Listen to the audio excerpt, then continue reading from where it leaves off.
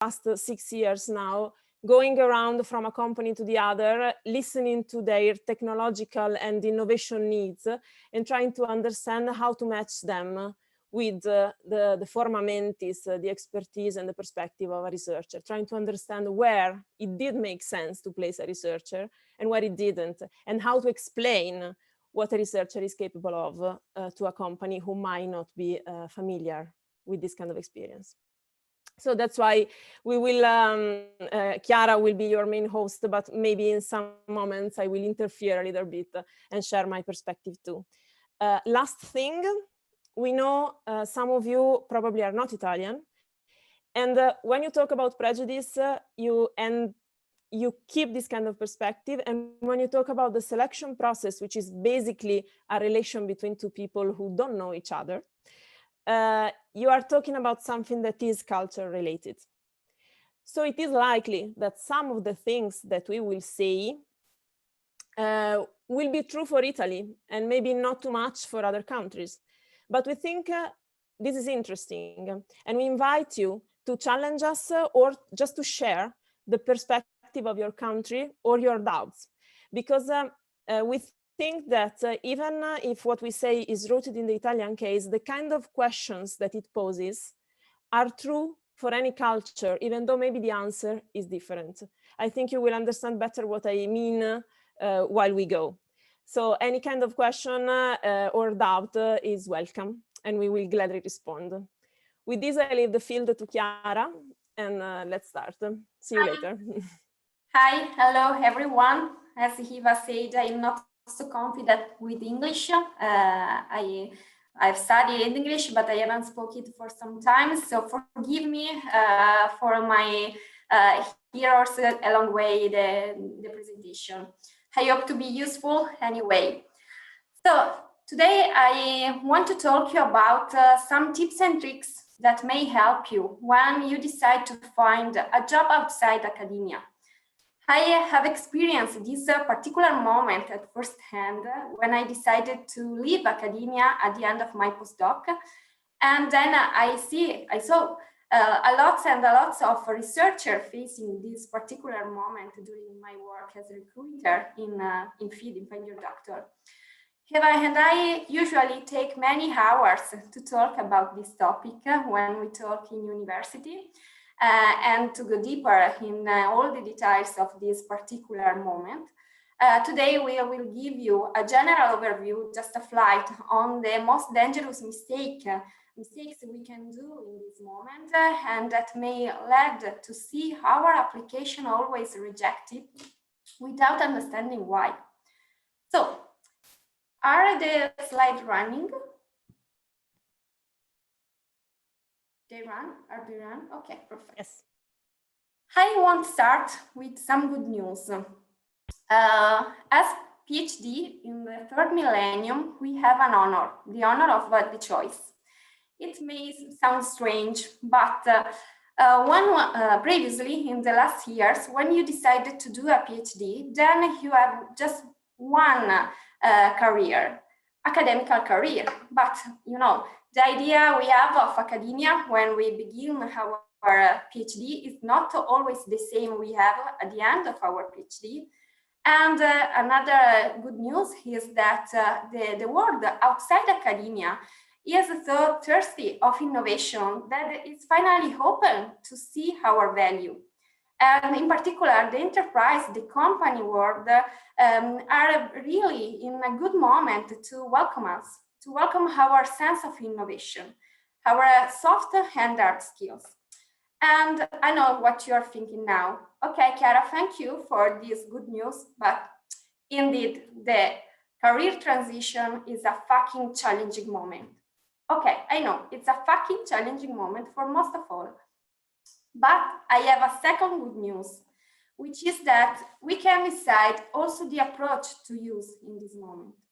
I mean, this moment means for most of all to feel like a fish out of water.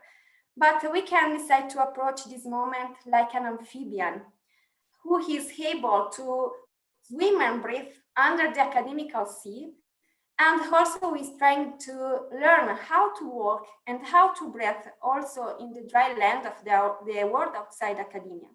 Bringing the know-how we developed during our PhD, and that skills, not only hard, but specifically soft, that we developed and learning during our PhD, also in another context. So the first take-home message I want to give you is that the approach is one of the main things to change in this moment. Because a negative approach leads to a negative narratives about you, and the negative narratives about you are the most dangerous hidden enemies that we found in the recruitment process. Because keep in mind this point. We have some other hidden enemies. There are a lot of hidden enemies during the recruitment process, but I want to underline two of all the hidden enemies because they are the most dangerous together with a negative approach. They are prejudice, as Hiva said before. Prejudice is a cognitive bias that automatically arises when there is an us and a them. And when we are in front of a recruiter, there is an us and a them, because we are representative of the academia world, and recruiter is a representative of the enterprise world. This means that there are two different worlds that are different in many things. Different rules, different goals, different habits, even different cultures. And often the relationship between academia and the world outside academia, and especially enterprise, is not so positive.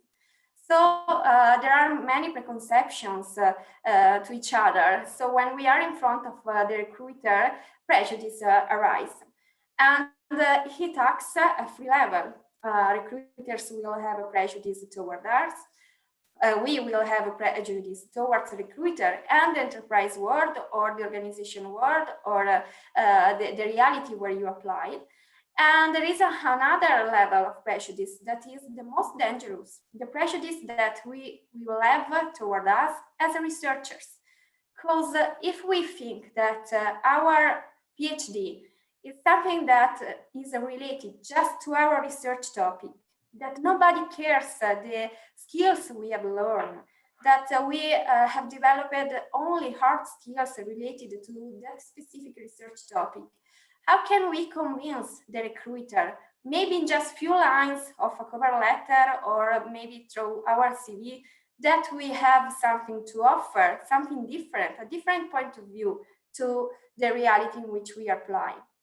And so this is the most dangerous level of prejudice, but keep in mind also the other two levels, because preconception lets recruiters to have some idea about us just because we are a member of that category. And also on the other side, also us as a researcher will have some preconceptions about the reality outside academia. The second enemy is the lack of awareness. Lack of awareness touch at first our abilities, because often we face this moment without taking the time to analyze the activities and skills we learned during our PhD, not only art, but specifically soft. But we have to be aware of these skills. As we see later, the recruitment process is specifically a game of an effective communication. So if we are not aware of our abilities, how can we communicate them? It's impossible. And so it's really important for you to take time to analyze your abilities and to understand what skills did you develop during your research experience. And many times we forgot to be researchers when we try to find a job outside academia. And so we just apply to any position without analyze how the recruitment process works, or some important information like how that reality is, what is his mission, his visions, what that role means, and some other aspects that is important to know before to apply to any position. And finally, We are often not aware of our motivation. We just apply without asking us, what did my heart beat? What are the things I like to do? In what things I invest? And as we see later, motivation is one of the important things in the recruitment process.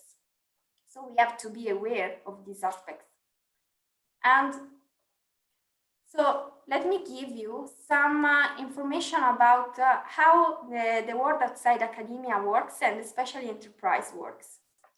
In particular, what enterprise search, what a recruiter is searching. Recruiter searching a proper match between the position and the candidates he collects. And so if he or she is taking into account a PhD application, it means probably that he or she is not searching just hard skills, but it is probably searching a mindset, an attitude, that attitude that we have, resilient, perseverant, and that lead us to think always, yes, we can do it. And therefore, it's important that you bet on this spirit that is inside of our researchers. I see many researchers that think that their PhD has to be hidden. But in our PhD and the skills we developed is what makes us different from any other candidates. So bet on this, because it probably is what an enterprise needs. But in enterprise, in the organization, in the world outside academia, time is always a problem. So when you have to face this moment, think that recruiters have no time.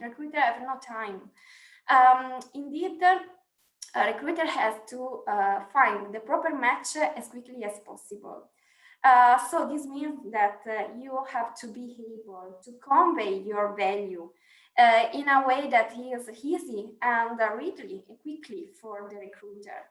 But if you don't practice, if you don't do some storytelling about you, it's really difficult to catch the attention of a recruiter with just few lines of a cover letter or for a curriculum. So please keep an attention to the importance of storytelling about you, and preserve the time of the recruiter. And keep in mind that time of a recruiter is really short. And then what they fear, what in an enterprise fear about us. We told that enterprise or the world outside academia have many prejudices about PhD. And one of these is that we would like to stay in academia, and that therefore we are applying just as a plain B. But nobody likes to be a plain B. And especially for Marie Curie PhD, an enterprise, a company, an organization may think that is not enough for you, that you will be bored or disheartened in a very quickly time. So you have to reassure recruiter about your motivation. Motivation is a key in all the recruitment process, but specifically for PhD is a really key point, because recruiters may fear that our motivation is not so high, because they always think that we want to stay in academia and that they are just a plain B. So reassure the recruiter about this point anytime as possible. And how the job selection process works. The selection process is built to optimize the probability to find a proper match in a shorter time. So there are crucial steps in which the number of candidates decrease progressively. So we have the first step, which is the cover letter, and I would like to give you an analogies about cover letter. Cover letter indeed is like an abstract.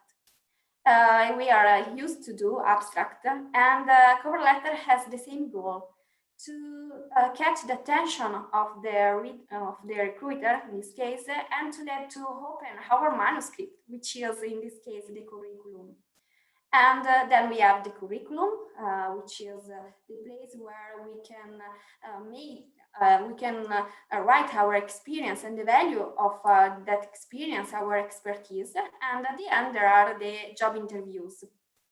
Usually they are 3 or 4, and they involve several characters, mainly 3 characters: recruiter, which is a kind of editor of the recruitment process, the technician, who is the person or people in the enterprise or in the organization who has or who have the technical abilities more similar to yours. And at the end, the manager, director, CEO, the founder, and something like that. Then, but why the recruitment process is so difficult for a PhD? We love calling the recruitment process Jumanji. Why? Because there are different instruments, new characters, and instruments used in a different way. For example, the curriculum, as we see, and probably you know, an academical curriculum is really different from an enterprise curriculum. And again, as we told, the recruitment process is a game of effective communication. And in that sense, the recruitment process is similar to a Darwinian selection process. So we have to be very clever. And for example, maybe you don't know that the first person that read your curriculum or cover letter often is not a person, it's an algorithm. And so you have to be, you have to pay attention to the word you use, because if the algorithm is not able to read the words, the keywords he wants to find, the algorithm will not send your curriculum to the recruiter. For example, if I am a big data scientist, but I write in my cover letter or in my curriculum that I am able to manage tera of data, I'm saying the same things, but algorithm will not be able to understand that I am what he's searching. So you have to be to pay attention, to be able to translate the keywords of our research topic from an academical language to an enterprise language. So this is a really key point, because it's difficult in many cases to be able to translate words that are so typical for our field in a language that enterprise understand. I'm interfering for a second just to say that the example that Chiara gave of the tera of data is a real example, which we heard in this case from an HR manager of a major company. And she told us that they were recruiting for a position related to big data. They were looking for a big data scientist. And at some point, she happened to find a CV that was discarded in the first level of filtering that they had. So from the, not from an algorithm in this case, but from a junior HR who basically works like an algorithm, because they have a list of keywords and they just have to find CVs that include that list of keywords, just because they cannot understand the technical matter, of course, especially in a big company. So she found this CV. It was the CV of an astrophysicist like I am. And it was perfect for the position, but the astrophysicist, very naively, could have been me 6 years ago, didn't know that her expertise was very much requested by enterprises and the private sector in terms of being a big data scientist. She didn't know, so she just did not use the language. She used her language, which was, I am used to analyze tera of data. This was not recognized. This is an example of an extremely tricky problem, which requires, as Chiara said, a researcher approach. This is what we mean when we say you have to research the selection process itself. The way it works, as Chiara is helping you doing, but also the language that is spoken in the world where you want to go.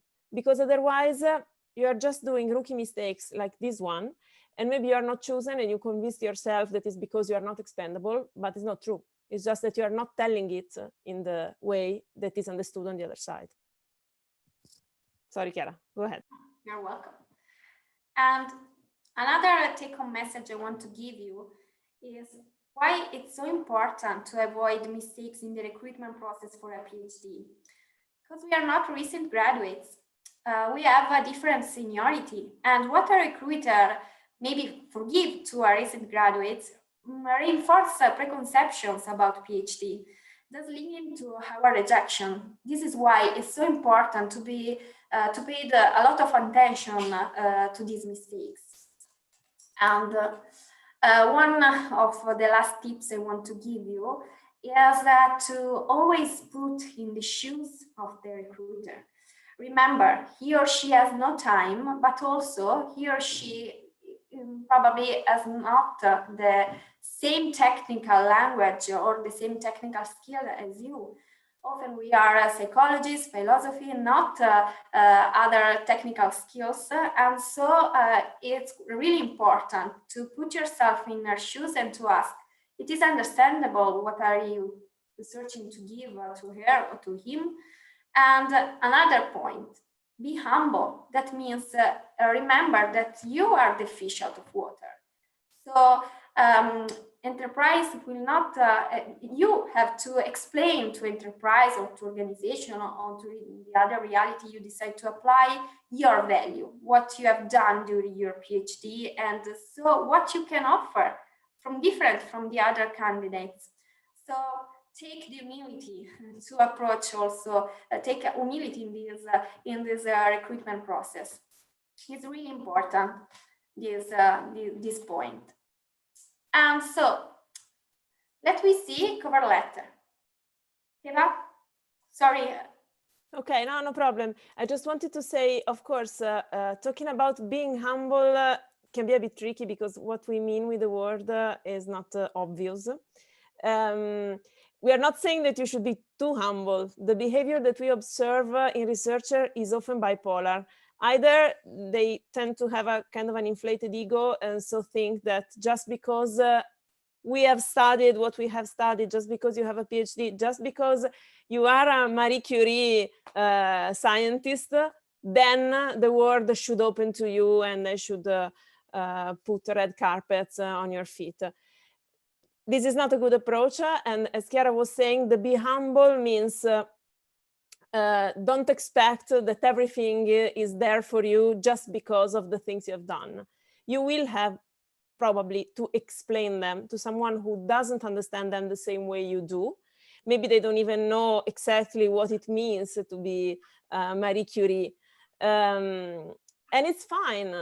On the other hand, you should not overrate yourself, of course. We should be proud of what we do, because the other extreme that we observe is people who believes they are worth nothing.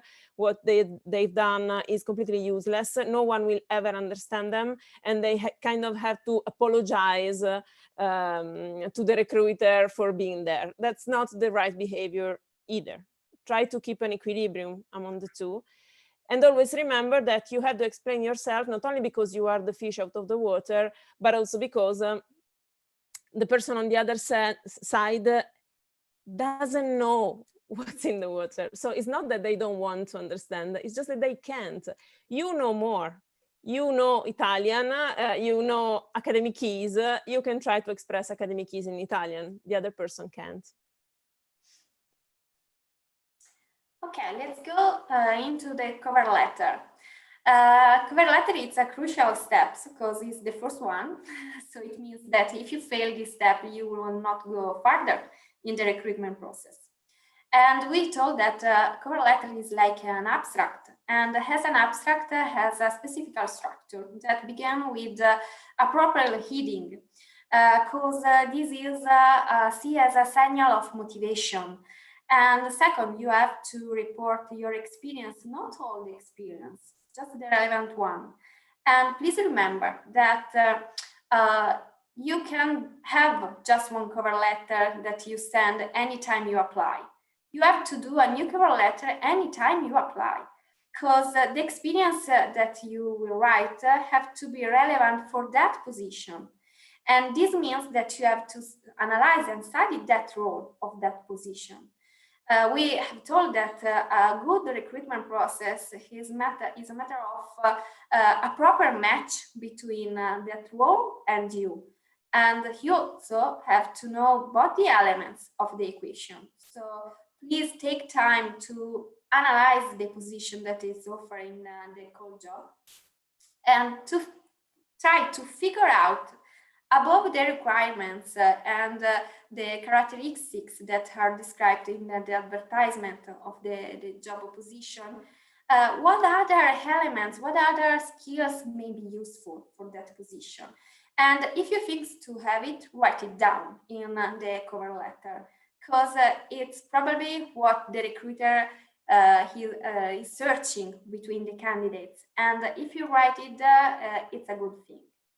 And fourth, we have motivation. And as we told, motivation is a crucial point in any recruitment process, especially for a PhD. And then we have some comments about logistic and time aspects related to the job call. In this is a sign of emotional intelligence, because it means that you put yourself in the shoes of the recruiters, and you know that he or she has no time, and you give her or him this information that are not always understandable from a curriculum.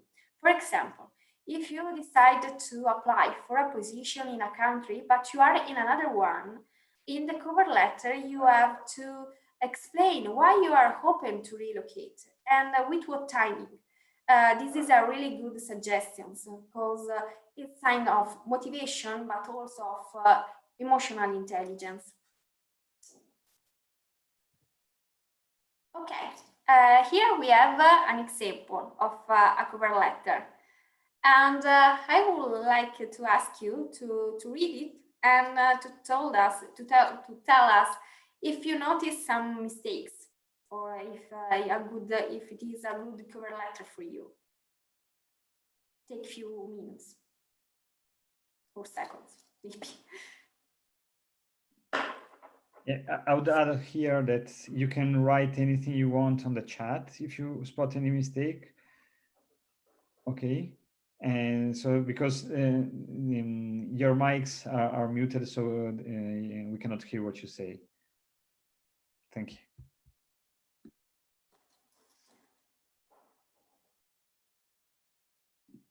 So Chiara, do you see on the chat? Yeah. I'm waiting for some comments, and then I will give you my idea, and then also Hiva, I think. This is a fake cover letter.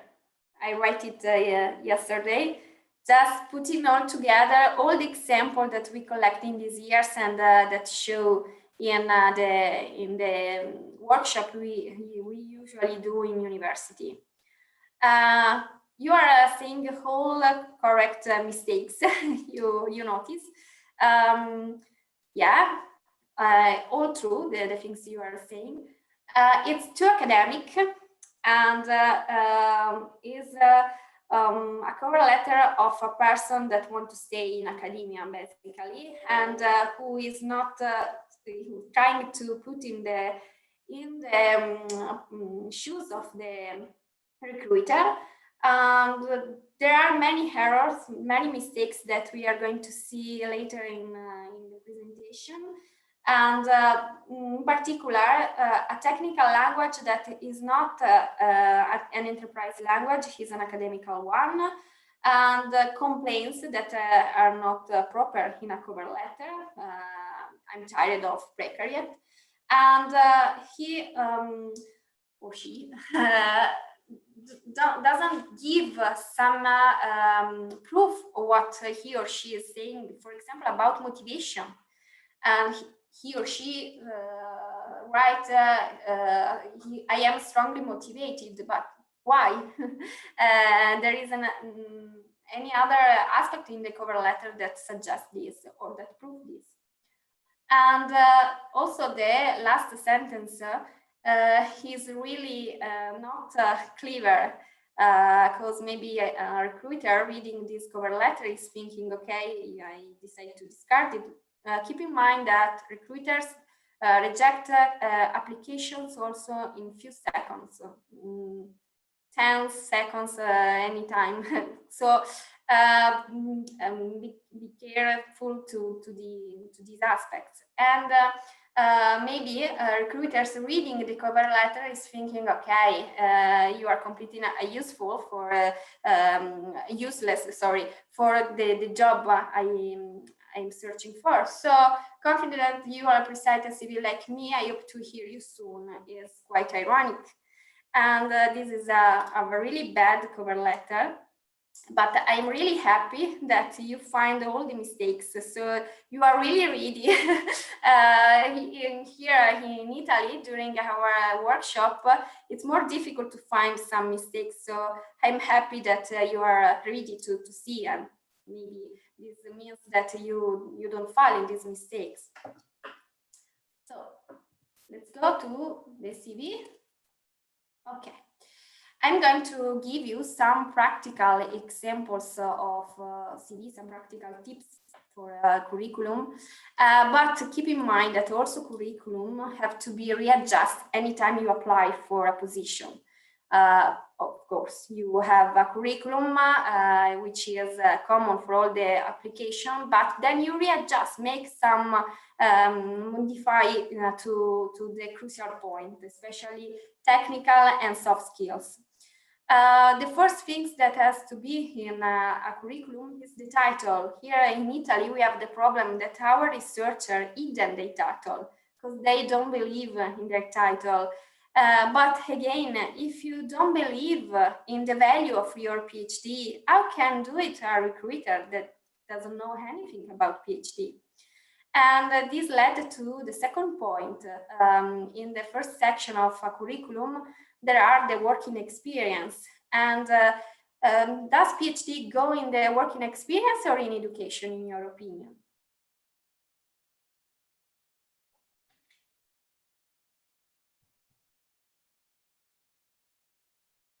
Good.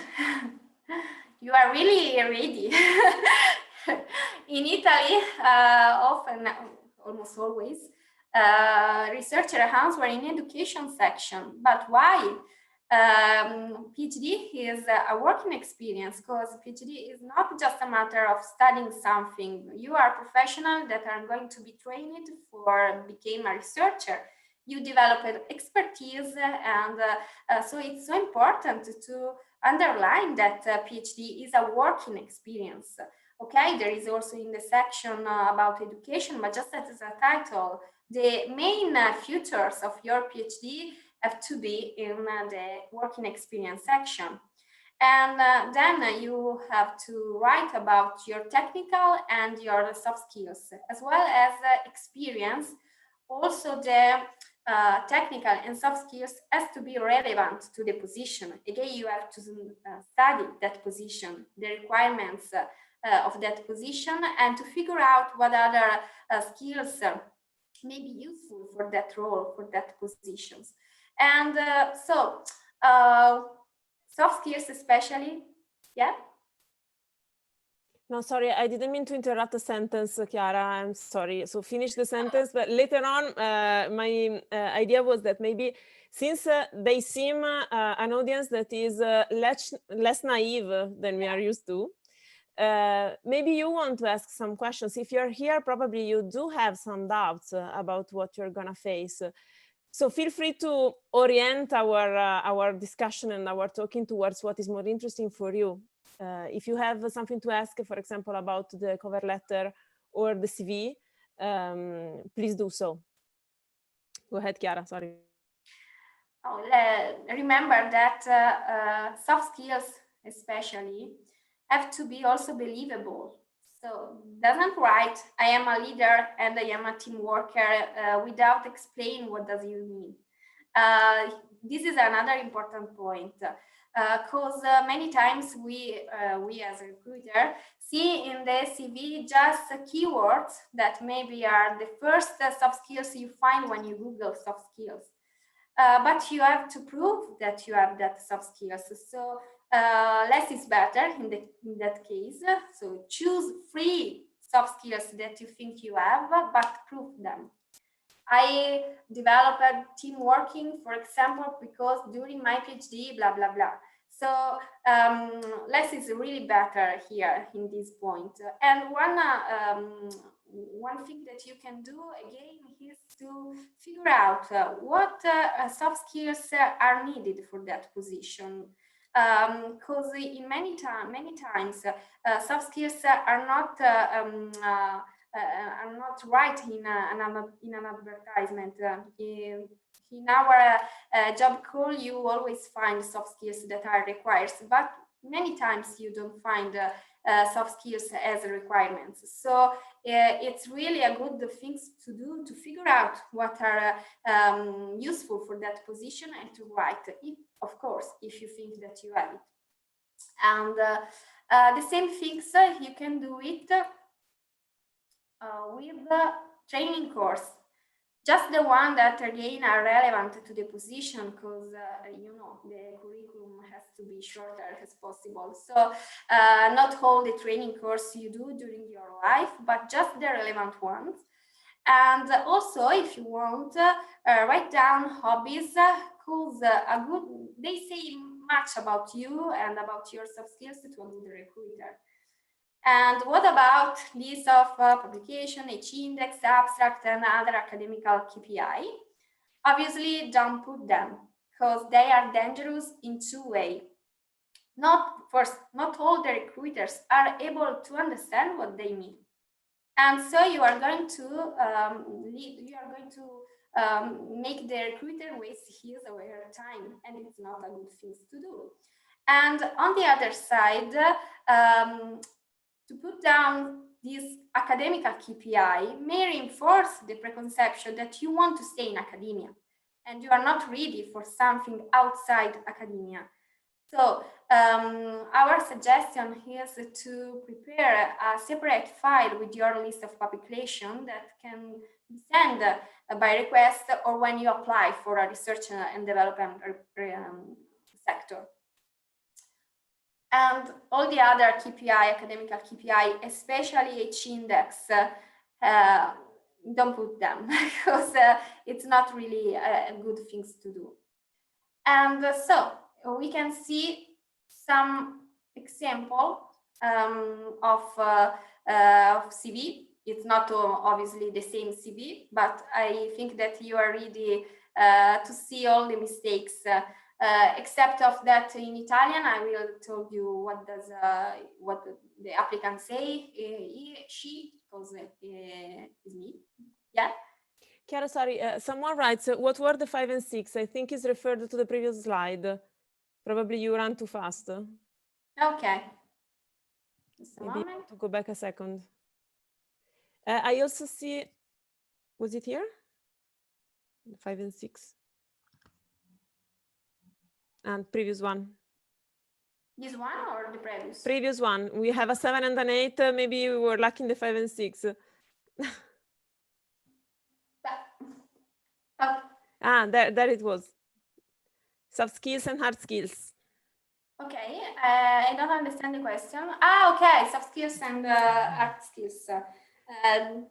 No, I think it was just a matter that they saw 6 and 7 and missed the 5 and 6. yeah, sorry. We also have a lot of questions in the Q&A. When you think is a good moment, we can stop and answer them.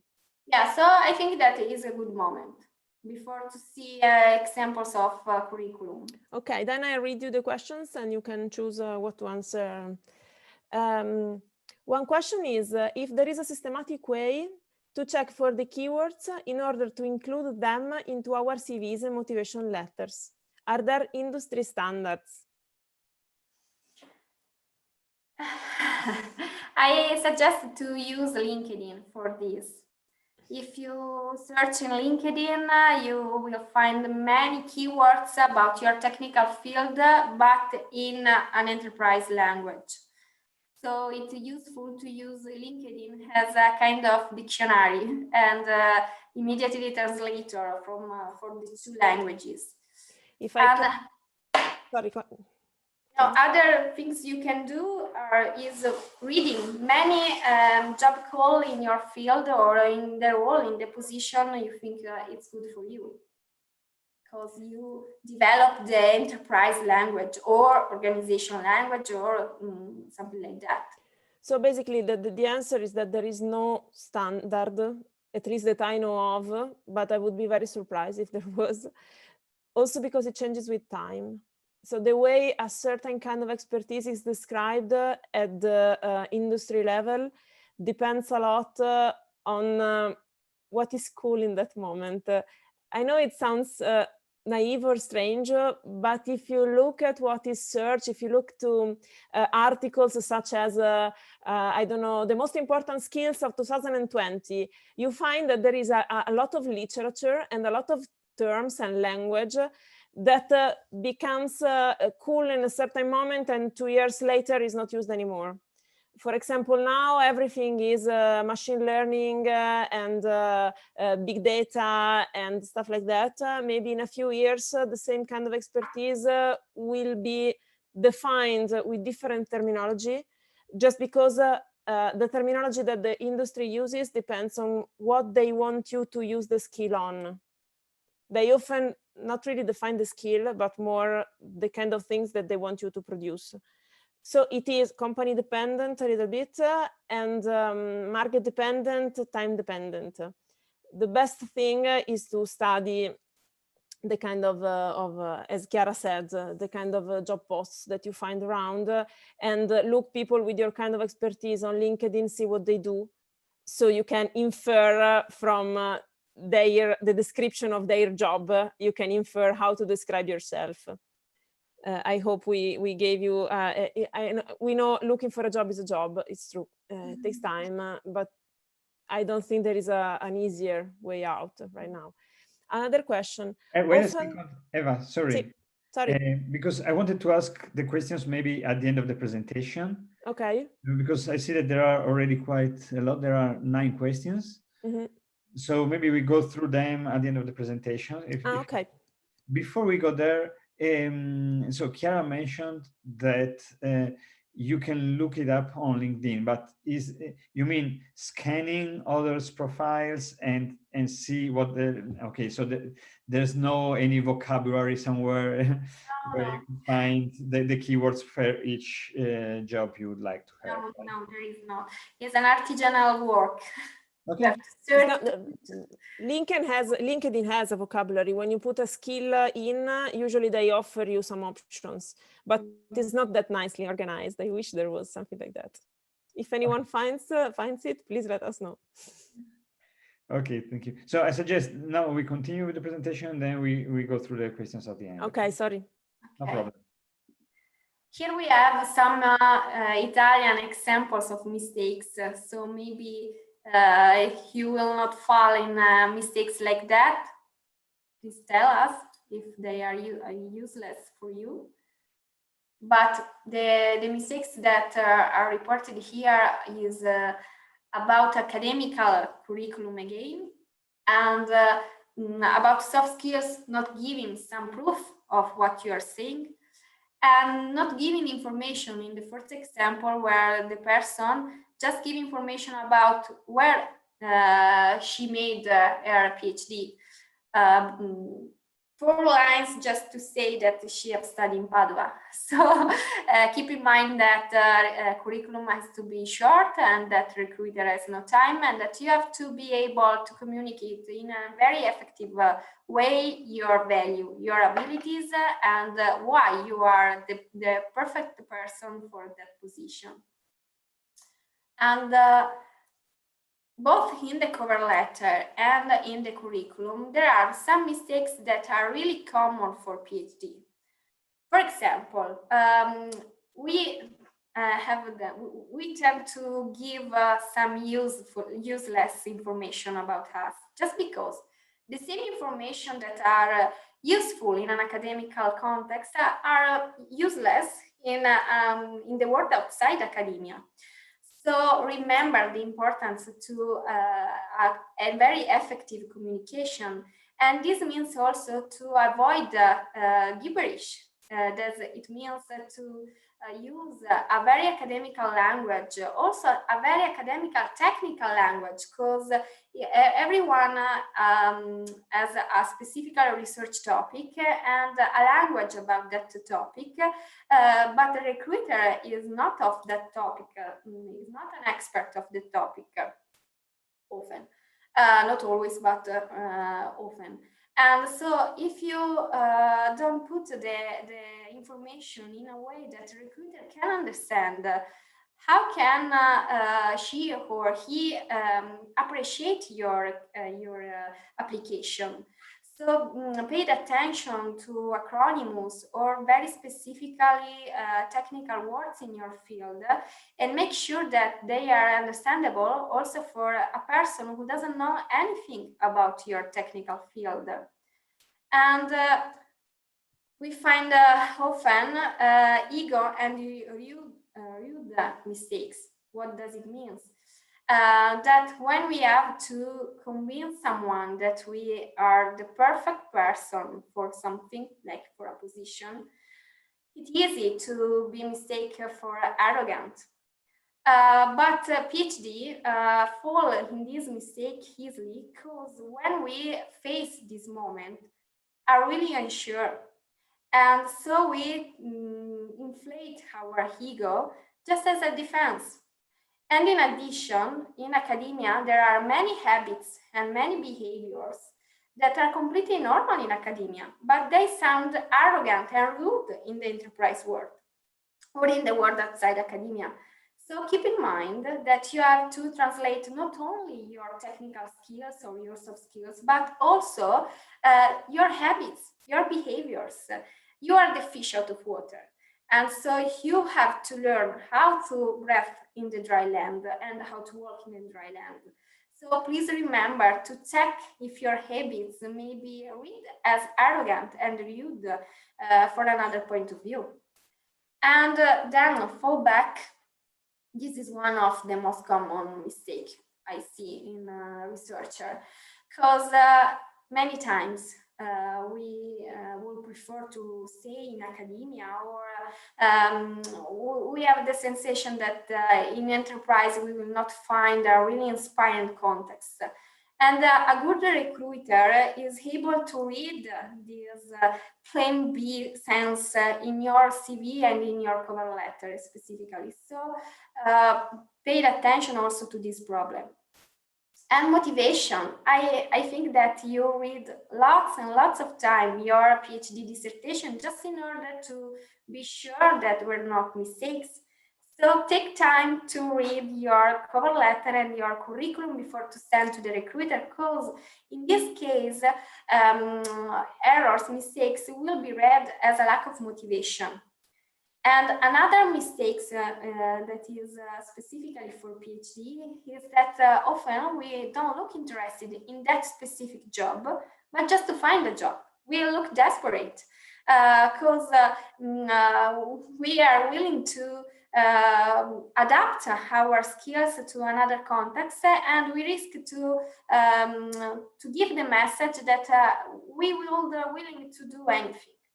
And this is not good, because the recruiter is searching someone who is motivated for that reality, for that position, not for a job anyway.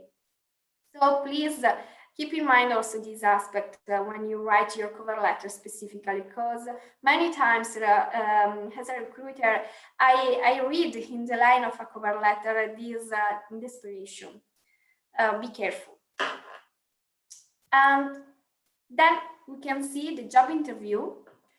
How I told you before, job interview involves many characters, but all these characters will look at different aspects. For example, technicians check if you have the technical skills for the positions. But all of the characters involved are searching to understand if you have the ability to do that job at best, if you have an high motivation, if your motivation is high enough to overcome the difficulties that you encounter in that position and in that role, and specifically if you fit well with that reality. That means if you can work in that specific team, if you are in line with the vision and the mission of the reality where you apply, and if you are in line with their value. So with their values. So this is another take-home message I want to give you. Take time to analyze and to study the reality where you apply. When researchers gain a job interview, often ask me, okay, I got a job interview, and now what I have to study? Two things: the reality where you apply, that it means that you have to study vision, mission, values. Fortunately, now enterprise, not only bigger, but also the smaller one, write in their website all these aspects. So it's easy to understand vision, mission, values, and so on. And another suggestion that I want to give you is use LinkedIn for another aim. Ask who will be present in the job interview, and check in LinkedIn his or her background, because this gives you the possibility to understand how much go deeper in details of your technical field. The person in front of you is able to follow into the details of your technical field, or he will lose her or his attention quickly. Or on the other hand, the person in front of you is so expert of your technical field that will be sound arrogant to go deeper in the details. So having information about the background of the interviewers is a really good point in order to face a job interview. And another things that you have to study is you, because a recruiter will ask you implicitly or explicitly some one of these questions. And when I'm a recruiter, ask to our researchers, many times they are not able to answer in a proper way. I see that is the first time they ask to ourselves, to themselves this point. And so please practice the narratives of this aspect, like a storytelling about your story, about your motivation, about what you want to do, what is your strengths, your weakness, how you see you in the few years, and maybe how was the relationship with your supervisor, and why it was positive or negative, not just positive or negative, but why. And so practice with the storytelling about these questions, because during the job interview, we have to be able to answer in a way that gives to the recruiter the impression that we are really aware and motivated person, and that it's not the first time that you ask to yourself these questions. And so this is another important thing to do before a job interview. And there are two mistakes that I really often see in the last few days in the researcher that who I made a job interview. The first one is complaints. Okay, we know that is a really challenging moment, the career transitions, I know it. But when we are in front of a recruiter, we try to not seem disheartened and plaintive. And okay, that much is a psychologist often, but is not your psychologist. So be careful to not be too much complain, because it's really a bad thing to do in front of a recruiter. And believe me, is one of the main mistakes we can do in front of a recruiter. Just for example, complain about academical work. It's like in a first date, you complain about your ex, and it's not a good thing to do. And the second one is lie. Lie about your desires, your aspirations, your technical skills, because a job interview is like a first date between two persons that want a stable relationship. So if you lie, it means that you slip into a relationship that will not be positive. And breaking up always involves problems and complications and pain. So don't lie during a job interview, because a recruiter often understand that you are lying, but if she or he doesn't understand, it's not a good thing anyway. And also there are all the other errors that all the other mistakes that we have already seen that obviously can be present also during the job interview. And we have to pay attention also in the job interview, because if we got a job interview, it means that recruiters think that we can be the right person for that position. So specifically because you got the job interview, you have to begin to pay attention to this mistake. And okay, when we got the job outside academia, it's completely normal to find difficult. Remember, you are a fish like of water, and you are learning how to walk and to breathe in the dry land. So have a kind of self-acceptance of you and your mistakes, and also of the difficulties you will find. But one suggestion we give usually is to analyze these difficulties are because I am a fish out of water, so it's completely normal, or there is not a proper match between you and the position that you got. So you then have free behavior that you can do. You can break the relationship, which is quite often good things to do when you realize that there is not a good match, especially about values of the reality you enjoy. And then if you on the other side thinks, okay, I think that I am the good person for this new reality, and I think that this reality is good for me, but I find many difficulties. Okay, you can adapt as first step to the new context. Remember, you are the fish out of water, but then you can transform the context. Be patient. It's not a so simple process, but if you will be patient, you can transform the context. You can maybe transform all the other person in the enterprise to become fish like you, or to become amphibian like you, able to move in in more land and also in the sea, and you can spread our point of view, our mindset, our approach, our sense of innovation. I'm sure that Eva on this point want to say something, because this is one of the points of Eva in the workshop. Yes, this is one of the things I care most about, but it's 6, so probably I will shut up and leave space to the questions. I think Marco agrees. Yeah, I think it's a good idea, because I see that attendees are leaving little by little, because the whole webinar was planned until 6, but it's fine. I mean, actually, I would like to, first of all, thank you, because it was very interesting. I noticed that there are a lot of questions.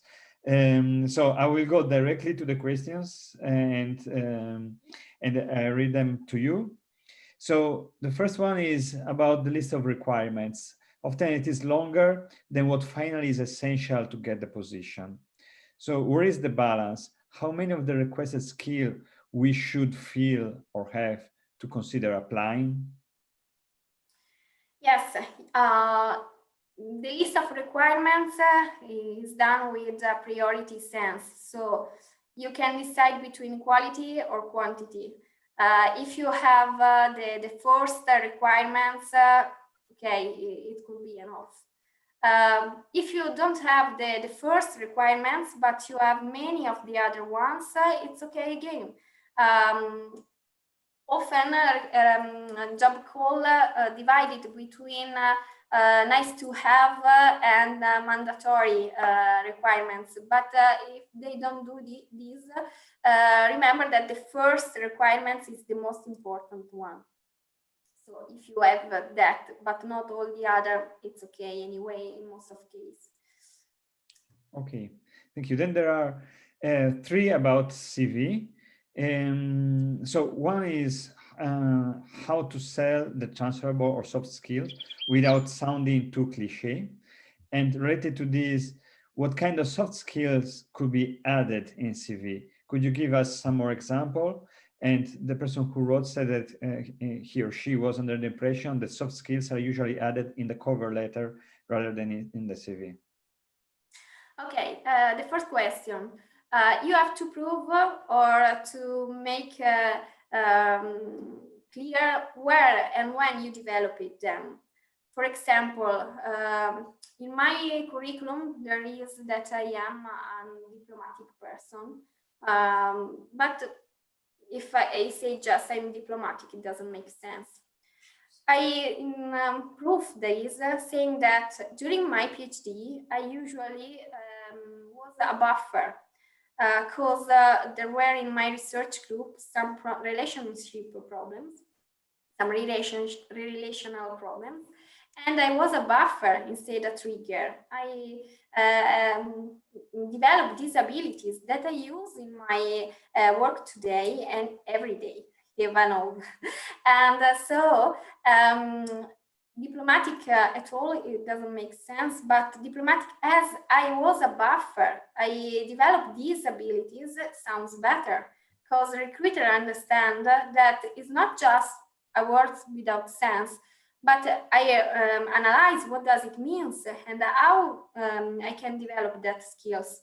So just few lines about your skills and how or when you develop it. Is the rooting in the experience that makes the difference. But the question is a very good one because a lot of people does that in a kind of a cliche way. And indeed, they are empty labels if you don't root them in anything. And also ambiguous. So experience helps making them disambiguous. And what kind of soft skills? I give you these suggestions. If you were an Avengers, what is your superpower? This is your soft skills. The soft skills where you are good, are better of any other. And so obviously you have to check requirements in the role or figure out what soft skills are useful for that role, but put your superpower if you were an Avengers.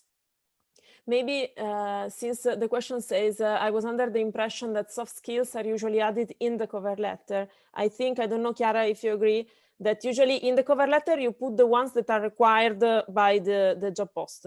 Or your superpower. Yes, I will put that in the CV, for sure. Yeah. You cannot miss it in your CV, but you can put your skills in both. Yeah. Okay, good, thank you. So there is one about the CV. If the recruiter asks either a CV or a resume, which one is better to send? As a resume, you mean a cover letter?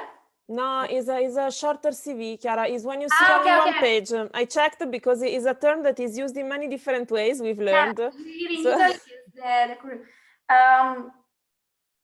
I think that if a recruitment asks a resume, you have to give a resume. Okay.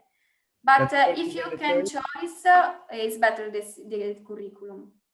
But I think that this is a question cultural related. So I'm not sure to give you the right answer to these questions. Okay, thank you. So let's say it depends, right? It depends. I would send the shortest one. if you can fit in the shortest, then I would send the shortest. If you feel that in the resume, which is the shortest, you are not managing to give a proper impression of yourself, then go with the CV. Okay. But given to what Chiara said about the time, if you can fit in a shorter communication, then it's better. Okay, then there is one about some skills that are difficult to demonstrate. In particular, management and communication are difficult to demonstrate with PhD experience. How could we translate these two academical skills in skills that are useful for corporation? That I think that management here is related to a PhD project management. It's not clear. Yeah, when we write in our curriculum that we were project manager of some research project, enterprise cannot understand because they don't know the difficulty of a research project. So one suggestion is to underline the specific activity that you mean as management, for example, of a research project. And for example, we often follow as co-supervisor some students. And often we write this experience in our curriculum as co-supervisor of thesis of students, but it's not the right way to make a recruiter able to understand what does it mean. It means that we manage resources, that we manage people, that we were able to be leader, but also mentor of someone. And so we have to change the point of view.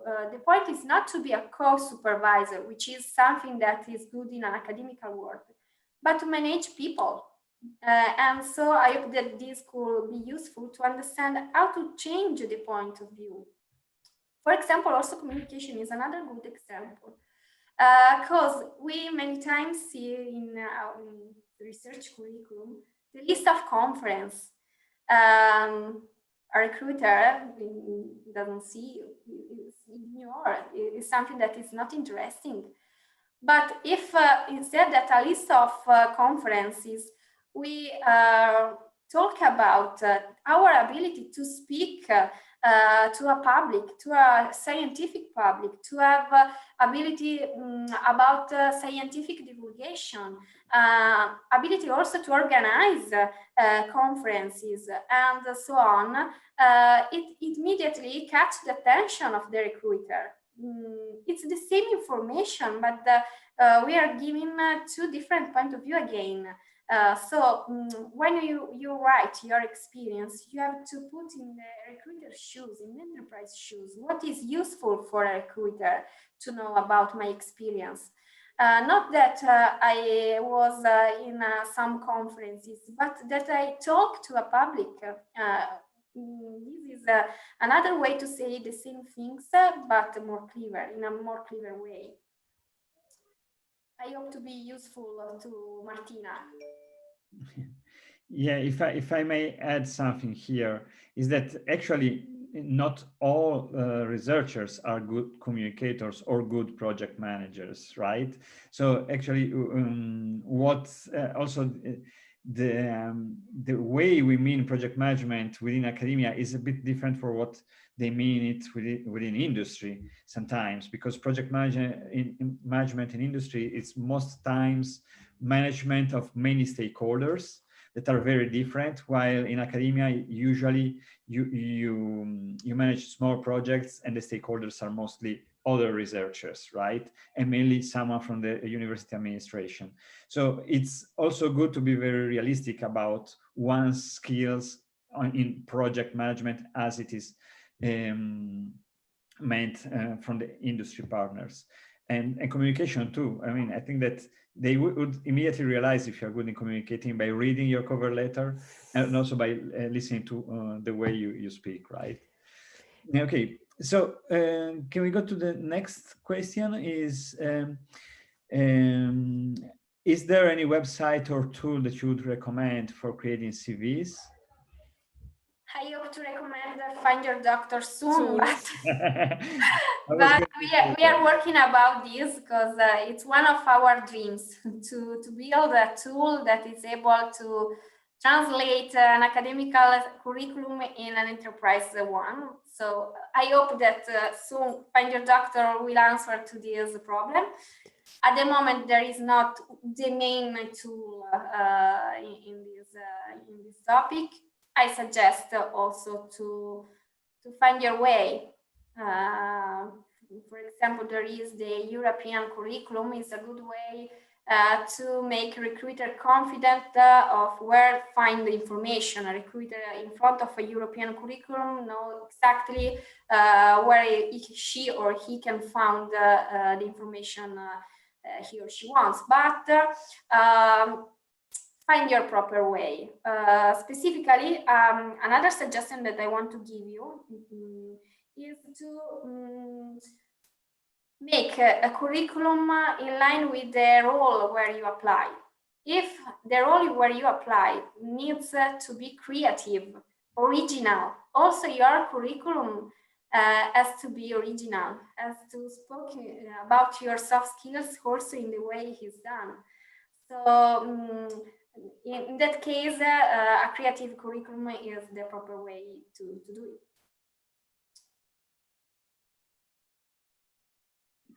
Okay, so then there is a question about LinkedIn. Is it a must and how useful it is? Yes, and wait a second, I also go to the next question, so I ask this question at the same time. And what about references? Should they be included in the CV? If not, where is this information included?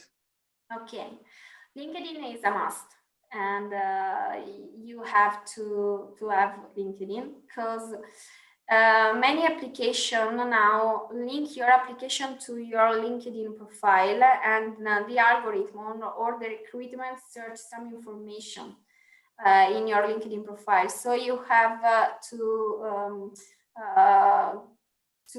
readjust your LinkedIn profile anytime you change work, or anytime you develop a new skill, or anytime you want to catch the attention of something else respect that the previous experience. And okay, and about references, I think that also this question is cultural related. Here in Italy, references are not required at the first step of your application. So you have to send just a cover letter and curriculum. Then if the recruiter wants, he or she asks you the references. But here we don't attach references in the documents that are sent as first step to the recruiter. I don't know if in the other countries they are mandatory for the application. I don't know. I add a very quick thing about LinkedIn. It is a must to have because it's checked, and as Chiara said. So basically, it could damage you if your LinkedIn profile is not updated, because the recruiter probably will check it. How useful is that in general? Depends. If you have a very expandable profile, it could be that you are contacted through LinkedIn, because many companies use it directly in order to find people. If you have a kind of a more difficult background like mine, for example, is harder because it works with keywords again and algorithms. So if you don't have the proper keywords, LinkedIn is not that efficient. Still is checked. So don't put weird stuff on it. Okay, thank you.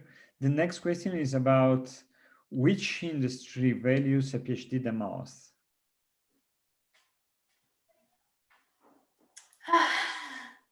It depends. This is a really difficult question, because at the moment, maybe biomedical sector, but also all the works of big data, IoT, and machine learning, and something like that, we are really appreciated. But I noticed in the last time that also small enterprise and sector that are not so technical are seeing the value of a PhD. So I think that now our engineer, maybe the PhD that are our science PhD more required, but I think that something is changing about this. And so I hope that also humanistic PhD will be appreciated in the next few years, more than now. By the way, Marco, you are seeing why we usually take 4 hours to discuss this topic, because they are asking all the things that we usually say, but... I know. We should organize more webinars or maybe a workshop at some point. Yeah. Okay, so I go through the last 6 questions. So what role does a recommendation letter play in recruitment? Any suggestion for it? Oh, here in Italy, a recommendation letter is something that is really academical. And so it is another way to say to the recruiter, I want to stay in academia. I'm not ready for the world outside because I know nothing about that world. So I think that if you apply in a context similar to Italian or in Italian too, recommendation letter is better to not send to the recruiter. Again, remember that the recruiter asks you what he or she wants. First in the job application. So if you check the call job, you can find please attach your list of application, recommendation letter, something like that. But if in the job post there is no mention to all the other attachments, don't send it until the recruiters will ask you. Okay, thank you. The next one is, assuming an applicant is aware of potential prejudice from the recruiter towards the applicant, what's the best way to face them? Changing other person's opinion is hard or impossible. So what could be done? Okay, simply don't fall in the prejudice. And I want to give you an example.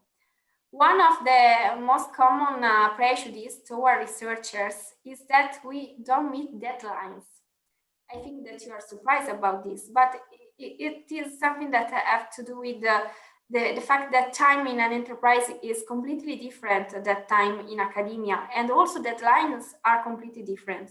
So in front of recruiters that ask you, are you able to respect deadlines? You can react saying, oh, of course, I'm a researcher, I am able to meet deadlines. Or you can answer saying, yes, I'm able to meet the deadline in academia. I think that maybe in an enterprise world there are different deadlines, but I think that I will be able to meet also in the enterprise world or in the organization world. So this is another way to answer in a way that make the recruiters able to understand that you know that the two words are different, but that you are ready to change your mind.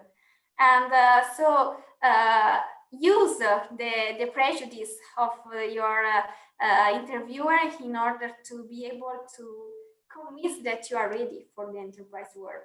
You know what he or she is thinking. And so you can, for example, reassure about your motivation, because you know that is one of the things worry about, the recruiter is worried about. And so not fall in them, but use them. Okay, great. Like martial arts, right? Use them at your advantage. Okay, so how to approach questions about your supervisor in case the relationship was not great or troublesome with him? Okay, this is this you know by experience, Chiara. No, I have to say that Eva, we always say that my supervisor was not good, but it's not true. My PhD supervisor was fantastic, but I have another supervisor previous my PhD. It was a really bad person. Okay, when I have to tell about that person, not my PhD supervisor, that was fantastic, but about that person, I usually say, yes, that supervisor make me a stronger person. And I know exactly what I don't want in my life, and I know exactly how my boss have to be, because I know that I don't want a boss like him. So I don't go deeper in the details of what doesn't work in our relationships, but I just say that I know that was a bad experience, but I use that bad experience to learn something, to develop soft skills, and to be aware of what I want and what I don't want. This is a clever way to explain why the relations was not so good. So don't give details, but just saying I am a stronger person now. Okay, thank you. So here they ask about the follow-up emails after interview. When and how many times can I send follow-up emails? Okay, here in Italy, no applicants send a follow-up emails. And anytime I ask about how it is possible, because in an academic world, we send a lot of follow-ups, emails after a conference or something like that. It's a good thing, I think, to send after 1 day, for example, a follow-up emails, just seeing that you are welcome, that you find well, of course, if it's true. What about the process of recruitment when the process is longer than 1 week, 2 weeks, or a month? You have to manage your anxiety to know how the things are going, and another point, your motivation. So it's a matter of equilibrium between the two things. You cannot seem an anxious people that write any day, okay, did you decide, did you decide, did you decide? But on the other hand, if you don't write 1 email in a month, you may seem like a not motivated person. So it depends again, and it's a matter of equilibrium between these two aspects. Okay, thank you. Next one is about CV examples on the internet. So Daniele has found many which have some sort of bar chart to tell how much they are good in certain things, for example, programming language. Is that a good idea? It surely saves time to the recruiter when reading. However, I'd rather write what I'm really able to do with that programming language. Which approach should I follow? Yeah, it's a good idea if you do it in a clever way. That it means that you have to do bar chart longer when you are sure that this is a good point in you, this is a good ability, and shorter when you think that is not so, that is a weakness in your curriculum. Because I see many curriculum where there are bar charts longer, every bar charts long as all the other one. And so where I can find 10 to 10 on everything. Yeah, yeah. We have in mind one example. He don't use the bar chart but numbers, and he sent us the curriculum with a list of soft skills and technical skills, and in any of these he put 10 of 10s as a vote. Okay, you are a ego one, an arrogant one, and where I can find information of what you are doing better than others. So be clever in using bar chart or the system of stars as a recommendation system. If I may add something, probably the bars are usually in the resumes format. So they make sense because you are trying to put a lot of information in a very limited amount of space. In a CV, could be nice to have them, as Chiara is saying, as in order to give the whole picture in a glance. but then in the CV, explain, as you say, a little bit of what you can do with that language. So you are rooting it in experience, as we said before. Okay, good. And so how would you justify a long period in academia after a previous working experience that more or less already fits the job description, sort of return to business? How to reassure recruiters that you will definitely come back to industry and stay? That you want to see how the academical sea is. So that you were on the dry land of business and enterprise, okay, but that you want to explore something else, that you want to find the way to develop more analytical skills and to do something different from all the other experience, and you have done it, and now you can decide between academia and the business world, and then you decided for the business world. If I can add something quickly, mostly be sure that you know why. Because if you don't, you're probably not going to be convincing. True, very true. Okay, we have the last question here.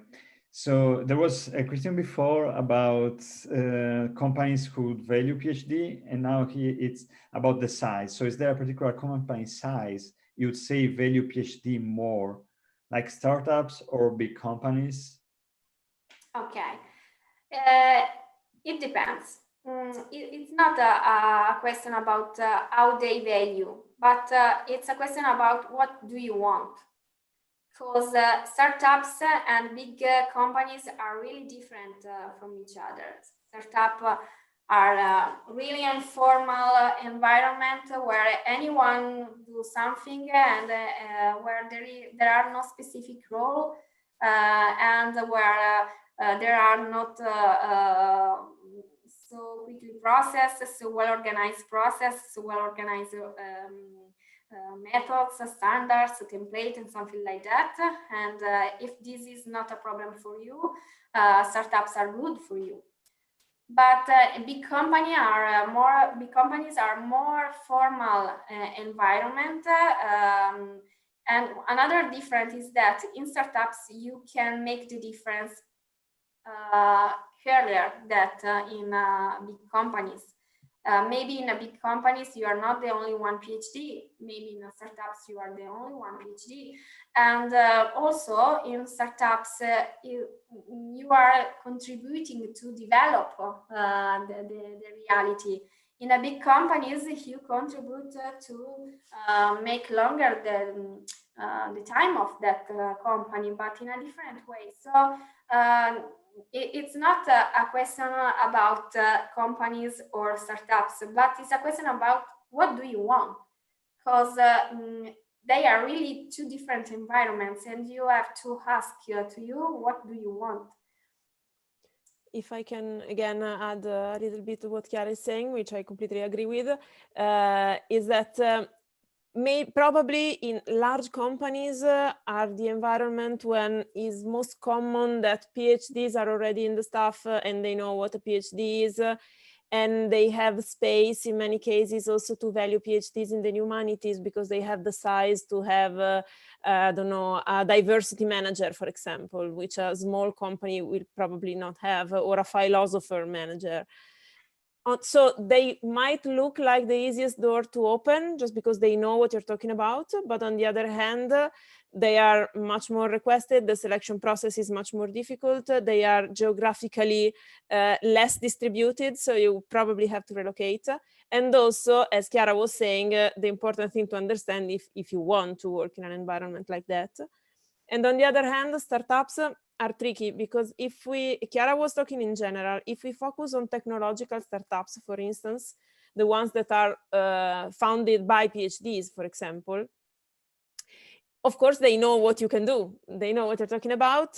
But in my experience, I've seen PhDs who became, I don't know, CEOs, for example, telling me that they were not hiring PhDs because they were too slow in putting their hands on the job. They prefer someone with experience. which I always insulted them quite a lot when I hear stuff like this, but it's true that in a startup, time is very fast. And so sometimes there is no time to let someone coming from the academia learn the job just because they are running too fast.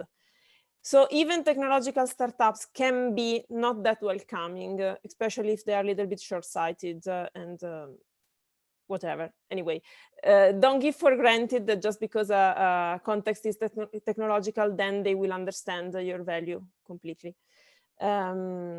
But the most important thing for sure is what Chiara was saying. Okay, cool. So we don't have any more questions.